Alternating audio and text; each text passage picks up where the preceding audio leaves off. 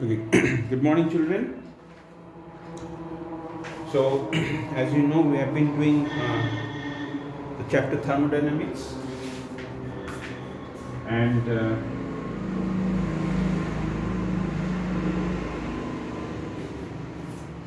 what we did last was that work W work expression we had derived yesterday. It was minus 2.303 nRT log V2 by V1. This is work done in case of isothermal reversible expansion of an ideal gas. Okay, this is the expression for work done. Now, as I have already said, work is a path function. So, this is work reversible, and work, if same change is brought about in irreversible way, work irreversible will be minus P del V. That is minus P V2 minus V1. So this you should know that this is work reversible, whereas if the same change is brought about very fast in one step, then work will be irreversible, and it will have to be calculated by this value. So that's why work we say is a path function. Okay. We will see later on. That heat, which is Q, is also a path function that we will be seeing later on. Okay, now we are in a position to discuss first law of thermodynamics.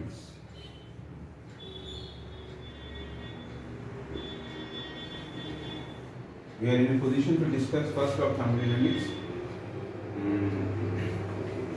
Suppose we have a system. We have a system whose internal energy is, say, U1.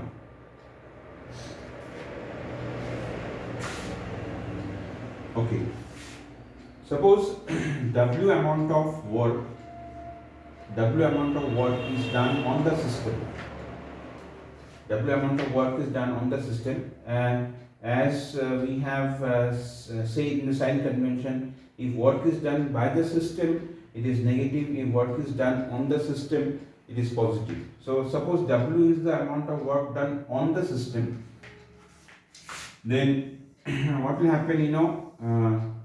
Internal energy is going to change, and now the energy of the system will be U1 plus W. Suppose after that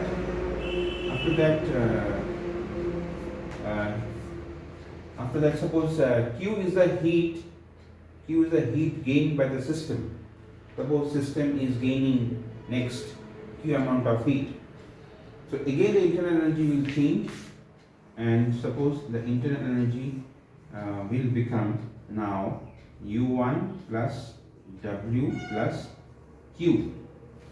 This will be the internal energy of the system now. And if the internal energy now is U2, then we can write U2 is equal to U1 plus W plus Q. This we can write, or we can write U2 minus U1 is equal to W plus Q, or delta U is equal to W plus Q. So this is this is the mathematical statement of first law of thermodynamics. Delta U is equal to W plus Q, where symbol has their usual meaning. Okay, and we can also write another statement from here, that is delta U is equal to, since work we know it is minus P del V, so we can write for work minus P del V plus Q also. This also we can write. So this is first law of thermodynamics. The statement of first law of thermodynamics is that energy can neither be created nor destroyed. Total energy will remain the same, and the mathematical form of first law of thermodynamics is delta U is equal to W plus Q. Okay, now let me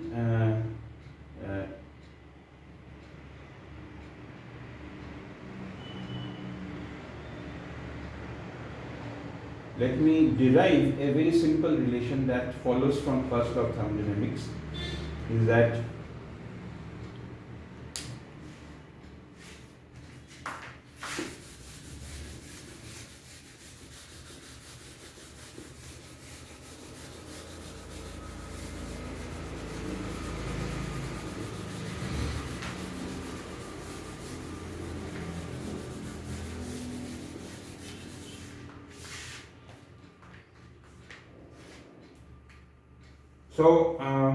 from the first law of thermodynamics, we write delta U is equal to Q minus P del V. So this is the statement from first law of thermodynamics. Okay, now suppose at constant volume. At constant volume, what will happen to this relation? That means suppose a process is being carried out at constant volume. A process where volume remain constant. Is called isochoric process. Suppose for isochoric process, what will happen is since volume will not change, delta V value will be 0. And if delta V is 0, P into 0 will be 0. So this one will get delta U will be equal to Q. And since this relation happens at constant volume, we can write this thing delta U is equal to QV. This V stands for constant volume. So this you should remember. This is a very important relation that we will be using later on. Delta U is equal to QV. Okay, now children, let me introduce to you after internal energy another state function, another function which describes the state of a system, and that is enthalpy.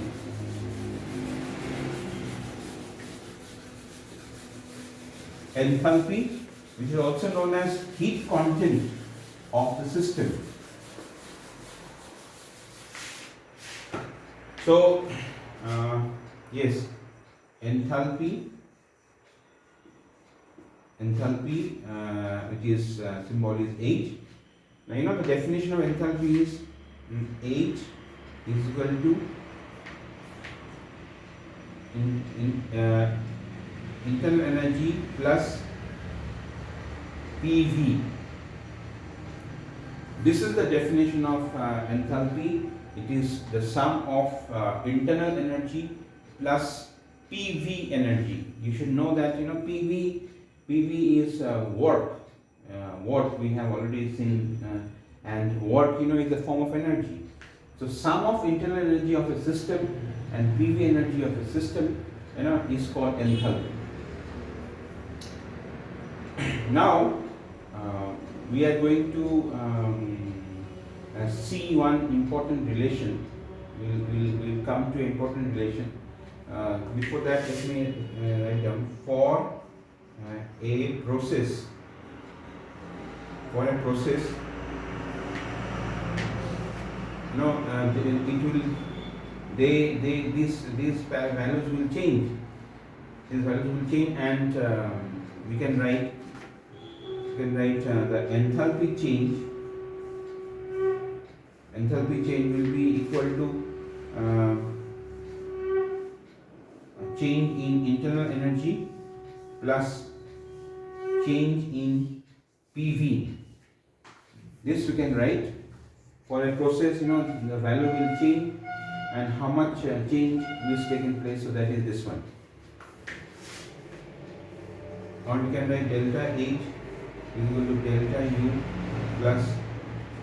Now see here there are two things. Like you must be knowing differentiation of product. Differentiation of product is first function into differentiation of second plus second function into differentiation of first. So remembering that, we can write for this first function into differentiation of second plus second function into differentiation of first. So this is what we have got. And now at constant pressure, suppose the process takes place at constant pressure. During the process there is no change in pressure. Then that this term will be 0. This term will be 0, and so this entire term will get vanished. So we can write what will happen at constant pressure. Delta H will be equal to delta U plus P del V. So this is what we get, and now if let us put this relation that we get from first of thermodynamics here. So that is Q minus P del V plus P del V. So this cancel. So we are left out with delta H is equal to Q P. So you see, this is another important relation we have got. Delta H is equal to QP. Why I have written here P? Because the process has taken place at constant pressure. At constant pressure, so delta H is equal to QP. So these two relations, we should remember. Delta U is equal to QV. Delta H is equal to QP. This has got some importance that we'll come to know later on.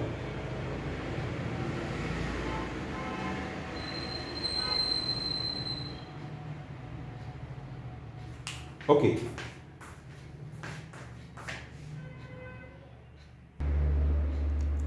Okay, children, now let us discuss what is the relationship between delta H and delta U.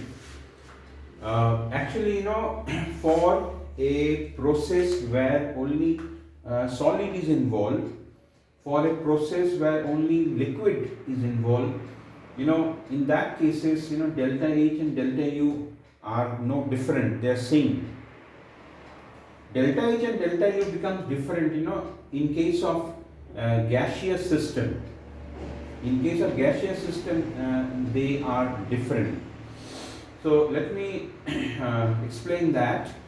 Suppose we are considering reaction A to B. That is, A is a reactant and B is a product.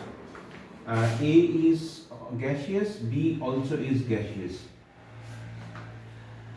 Okay, now suppose number of moles of gaseous reactant, it is say Na, and number of moles of gaseous product is Nb. Okay, and so applying ideal gas equation, we can write, since ideal gas equation is PV equal to nRT, so first of all, for reactant we can write P V equal to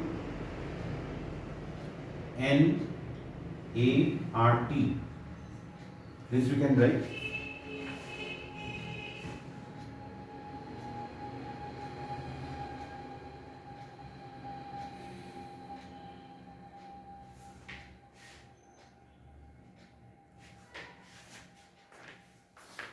And suppose VA is the volume of gaseous reactant, and VB is the volume of gaseous product,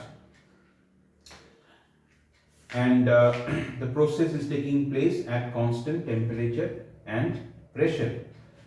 So remembering ideal gas equation PV equal to nRT, if we apply it for say gaseous reactant, so we can write P VA is equal to nART, and for product we can write P VB is equal to NBRT. So suppose this is equation 1, this is equation 2. Here you see pressure and temperature is constant. We are considering the process to be taking place at constant temperature and pressure. So if I do 2 minus 1, equation 2 minus 1, then we get PVB minus PVA is equal to NBRT minus NART. So we can take P common, so PVB minus VA is equal to RT NB minus NA.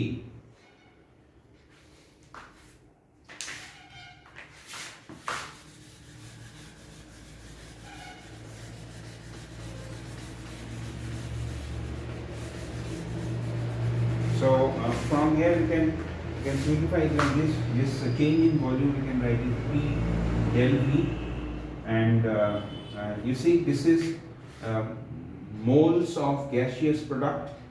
This is moles of gaseous reactant. This, suppose we write it for this quantity, we write your delta Ng. G stands for gaseous. So we have RT into delta Ng. So delta Ng is moles of gaseous product minus moles of gaseous reactant. That we have to remember. Okay. Now, since we know at constant pressure we have this relation. So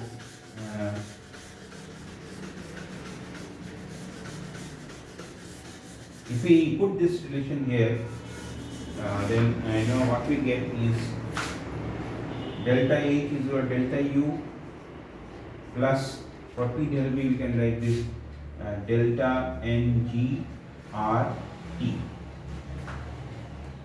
So this relation, you have to remember. There are numericals that you may have to do on this relation.